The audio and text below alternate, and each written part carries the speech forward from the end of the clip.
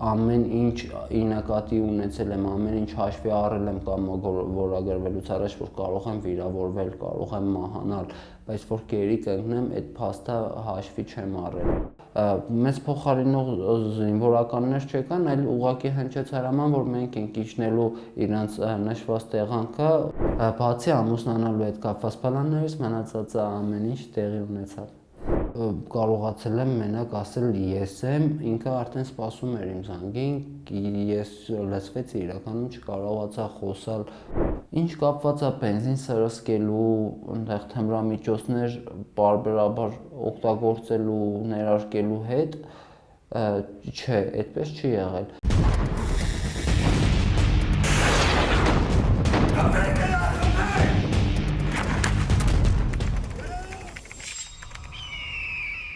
Պատերազմը սկսվելուց մի օր, երկու օր հետո կամավորագրվել եմ, ես ու իմ համագյուղացին Մանկությանս ընկերը միասին կամավորագրվել ենք ու գնացել ենք պատերազմի դաշտ։ Կռվի սկզբնական շրջանում եղել ենք ջրականի տարածքում, մասնակցել ենք ջրականի մարտերին, այնուհետև հերթափոխով հետ ենք վերադարձել ու արդեն պատերազմի ավարտից հետո բարձրացել ենք Լաչին, Լաչինից էլ Խաչաբերդ գյուղում կատարելու մարտական հերթապահություն։ Ճիշտ ասած, պատերազմը ուրիշ փուլ անցնելու հետ կապված ոչ մի փուլի էլ չի անցել, պատերազմը շարունակվում է ու կշարունակվի մի ամբողջ կյանքի ընթացքում։ Խաչաբերդում մարտական հերթափոխը բոլոր զինվորական ծառայողները գիտեն, որ ունի հստակ սահմանված ժամանակ, այդ ժամանակը արդեն ավարտվել էր ու անցել էր նույնիսկ մի քանի օր։ Այդ մի քանի օրվա ընթացքում արդեն հերթափոխի հետ կապված սկսվել էր խուճապ, որովհետև տեսնում էինք անընդհատ հակառակորդի մոտիկացող զինտեխնիկան, մենք գտնվում էինք Խաչաբերդի սարերում, որտեղ հեռախոսակապն ու ինտերնետային կապը շատ վատ էր ու շատ մեզ աղավաղված տեղեկություններ էր հասնում, արդեն տեղեկություններ ունեինք, որ Լաչինից ինչ-որ հատված զիջել են ադրբեջանական զինված ուժերին, տենց մենք էլ մեր հերթին փորձում էինք ինչ-որ տեղեկություն ստանանք ու այդ օրը նշված օրը զանգ ստացանք, հեռախոսազանգ, որ մեր հերթափոխը արդեն պատրաստ է, մեզ մեքենաները սպասում են, չգիտես ինչ պատահականություն ասեմ, թե չեմ գտնում համապատասխան բառ, մեզ փոխարինող զինվորականներ չեկան, այլ ուղղակի հնչեց հրաման, որ մենք ենք իջնելու իրանց նշված տեղանքը ու այդտեղ սպասում են մեզ մեր Ford տեսակի մեքենաներ, որոնցով էլ տեղափոխվելու արդեն գալու էինք մեր զորամաս։ Բայց այդ իրանց նշված տեղանքում արդեն հայտնվեցինք շրջափակման մեջ, որտեղ մեքենաների փոխարեն մեզ արդեն սպասում էին տասնյակ հազարավոր այնտեղ աշկուի համար, իմ համար ես աշկով չեմ կարող հաշվել իշկաներ, որովհետև իրանց մարտաքանակը շատ էին ու այդ զինվորականները մեզ այնտեղ արդեն սպասում էին ու մենք շրջափակման մեջ հայտնվեցինք, ինչից հասկացա, որ շրջափակման մեջ ենք, որովհետև մեր դիրքերը, որոնց կողքով մենք անցնում էինք, արդեն երևում էր, որ այնտեղ ինչ որ մարդիկ կան, որոնք իրեր են հանել, շպրտել են այս կողմ այն կողմ, շարժ կար այնտեղ, բայց ոչ հայկական շարժ, այդ դժվար հայերը իրանց ունեցվածքի հետ այդպես վարվեին էլի։ Ադրբեջանցիների սկզբնակի մեզ փոխարինող մարդիկ դուրս էին եկել, այնտեղ այդ տեղանքում դիրքերում գտնվում էին ոչ միայն մեր 62 տղաները, որոնք մարտական հերթապահություն էին կատարում 3 դիրքերում, այլև այդ ամբողջ կար այնտեղ Արմավիրի մոբիլիզացիոն զորքերը, կային նաև Էլի Գյումրիից տեղափոխված զորքեր, իրանք բոլորը դուրս էին եկել ու այնտեղ մենք մտածում էինք, որ ինչ-որ պայմանավորվածություն է տեղի ունեցել, մենք էլ ենք դուրս գալու, բայց անցավ մի քանի ժամ ու հասկացանք, որ ոչ մի պայմանավորվածություն էլ չկա, ոչ խաղաղապահ ուժերն են խառնվում, ոչ ուրիշ ուժեր ու արդեն մեզ համար պարզ էր, որ այդ ճանապարհը, որը տանում է ոչ թե Հայաստանի Հանրապետության սահմաններ, այլ տանում է Ադրբեջանի կողմ ավելի շատ։ Ճիշտն ասած, մտքերը այնքան խառն են եղել մինչև Ադրբեջանի բանտ հասնելը ու Ադրբեջանի բանտից հետո սկզբնական շրջանում մտածում էի, որ ավելի լավ է ինչ որ պատերազմական իրավիճակում վիրավորված լինեի կամ մահացած լինեի, բայց այդ իրավիճակում չհայտնվեի, որովհետև ամեն ինչ նկատի ունեցել եմ, ամեն ինչ հաշվի առել եմ կամ որագրվելուց առաջ, որ կարող եմ վիրավորվել, կարող եմ մահանալ, բայց որ գերի կընկնեմ, այդ փաստը հաշվի չեմ առել, նկատի չեմ ունեցել, ինձ չեմ էլ կարողացել պատկերացնել այդ իրավիճակում։ Իսկ հետագայում Բաքվի բանտում արդեն ավելի շատ մտքերը բերում էին դեպի Հայաստան, որ արդյոք ինձ հարազատ մարդիկ տեղյակ են, որ ես գերության մեջ եմ գտնվում, գիտեն իմ մասին ինչ-որ տեղեկություն, ողջ եմ թե մեռած, հիմա ինչ ապրումների մեջ են, ինչ զգացողություններ ունեն։ Հենց բանտում չէ, առաջի 2-3 օրը եղել եմ ինձ համար անծանոթ տեղանքում, որը էլի բանտի էր նման, բայց ավելի շատ ինչ-որ նախնական կալանքի վայր էր հիշեցնում։ Հետո նոր գնացել եմ Ադրբեջանի այդ իրանց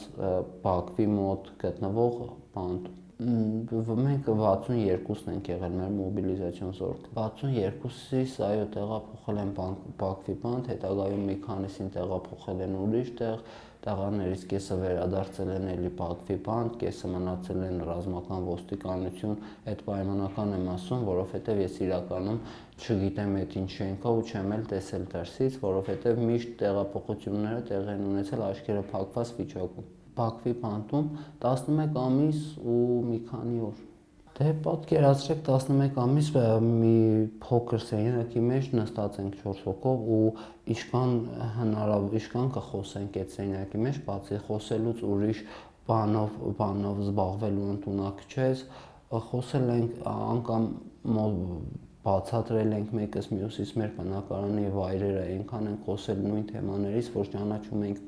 բոլորիս հարազատներին, դաժե հեռավոր հարազատներին, ով ինչ է աշխատում, ով ինչ մասնագիտություն ունի, ով ում հետ ամուսնացավ, երբ բաժանվեց, ինչի բաժանվեց, բոլորը քննարկել հասկացել ենք։ 2 ամիս հետո Կարմիր խաչի միջնորդությամբ 5 րոպե հեռախոսազրույց եմ ունեցել ու պարբերաբար արդեն ամիսը մի անգամ 5 րոպեով խոսացել եմ ընտանիքիս անդամների հետ։ Առաջի զանգը խոսացել եմ եղբորս հետ ու կարողացել եմ մենակ ասել ես եմ, ինքը արդեն սպասում էր իմ զանգին, ես լսվեցի, իրականում չկարողացա խոսալ, շարունակել, լսված է, ինքը մենակ լսել եմ այնտեղից խոսքեր, որ ամեն ինչ նորմալ է, շուտով տուն ես վերադառնալու ու այդ շուտով տուն վերադառնալու հանգամանքը ոնց որ ապրելու ուժ տվեց ավելի շատ, որ արդեն նոր երազանքներ, նոր սպասումներ, որ արդեն սկսեցի այդ փոքր տարածության մեջ ես իմ մեջ սկսել պլաններ գծել, որ ինչպես եմ ապրել մինչև այս պահը ու ինչպես եմ ապրելու այս պահից հետո, ինչն եմ սխալ արել այս պահը, ինչը կարելի է շտկել ու մտածել դասատարակների նման դասավորել էի ամեն ինչ ու արդեն հենց որ պատրաստ էի այն պահին, որ պիտի տուն գամ, հենց այդպես էլ եղավ էլի Աստծո ձեռքներ իմ կարծիքով։ Շատ պատահական, ոնց որ ամեն օրվա սովորական օր արթնանում եմ ու սկսում եմ սենյակի մեջ քայլել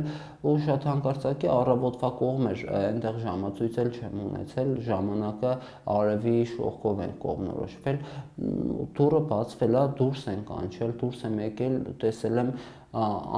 ոչ թե անծանոթ, այլ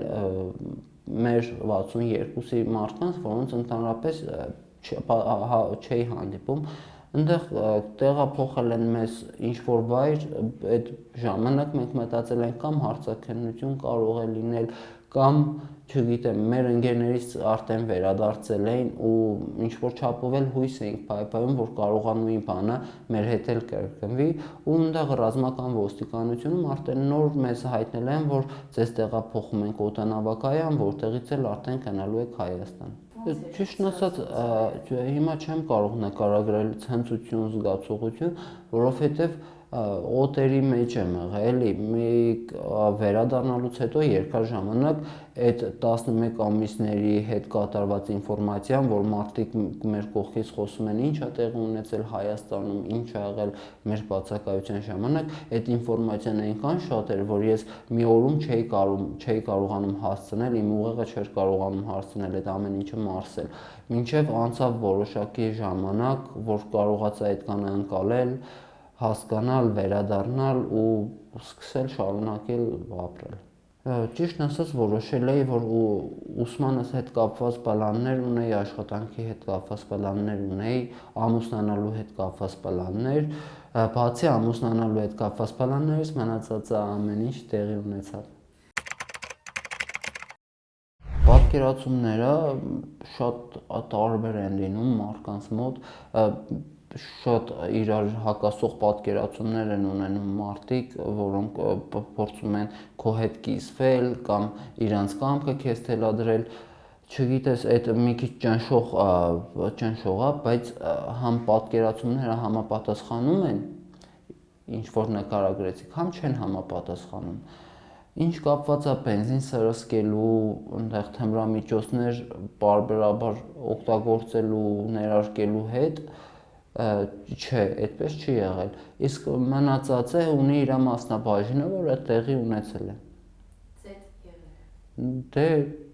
սկզբնական շրջանում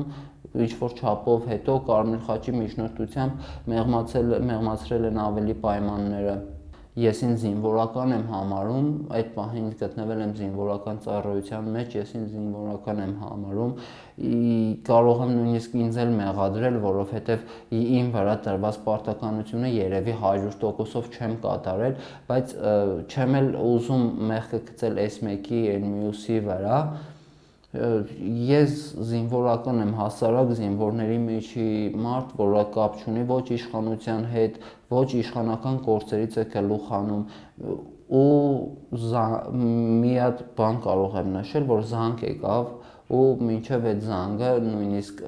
արդեն պատրաստվում էինք հերթափոխին, ինչ-որ չափով զինամթերք արդեն հանել էինք ավտոճանապարհ, որ այնտեղից վերցնեն ու բերեն, ու զանգով մեզ մենակ զգուշացվել է, որ իջնելու եք, մենք այնտեղ ձեզ սպասում ենք, կրակների մոտ կհավաքվենք, կթեյենք ու կշարունակենք մեր ճանապարհը մինչև Գյումրու մեր զորամաս։ Զվարճալի մի հատ երևույթ կա, որ հիմա ասում ես պատերազմ, բոլորս ահավոր ծանր ենք տանում այդ փաստը, որովհետև հա իրականում ինքը շատ ահավոր վատ երևույթ է, շատ բարդ, որ մարդկանց համ մտերմացնում է, համ շատ մարդիկ կորցնում են իրենց սիրելի մարդկանց, որ այդ օրերին բոլորին սիրում են անկախ ամեն ինչից, անկախ իրենց մեջ առաջ եղած խնդիրներից, ու մտերմացնող հանգամանք ասեմ, որ երկու իրար հետ առանձին ընդհանրապես անծանոթ մարդիկ հայտնվել են իրանց կամքից անկախ մի դիրքում ու իրանք հիմա